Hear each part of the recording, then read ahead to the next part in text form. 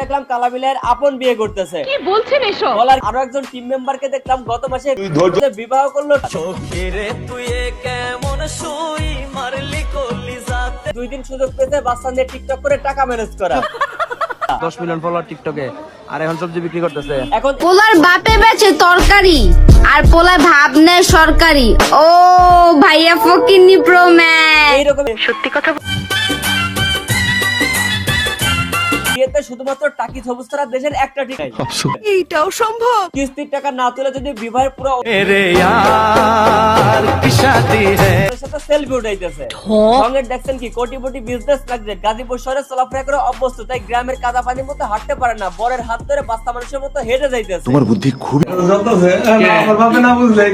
দেখলাম আবার এমদাদুলের বিয়াতে আসছিল সবুজ আমাদের হবিগঞ্জে, সবুজের সাথে দেখা হইলো। ভাবটা মনে হয় এমন। তবে ভাই একজন টিকটকার হিসেবে একটা বিয়েতে আমরা যেগুলো সচরাচর দেখে থাকি এবং এক্সপেক্ট করি, তার এখনো দেখা গেল না এই বিয়েতে। নরমালি মানুষের মতো ভদ্রতা বজায় রেখে বিয়ে করে বউ নিয়ে গেল ঘরে। টিকটক আইডিতেও একটা মাত্র ভিডিও পোস্ট করা দেখলাম না। সত্যি এটা ভালো লাগার মতো একটা বিষয়। আর সবসময় আমি খেয়াল করেছি এই এমদাদুল কন্ট্রোভার্সি থেকে অনেকটা দূরে থাকে। হয়তো এর কারণ হচ্ছে তার ব্যস্ততা কিংবা তার মন মানসিকতা অন্যরকম হয়েছে। আগে আমি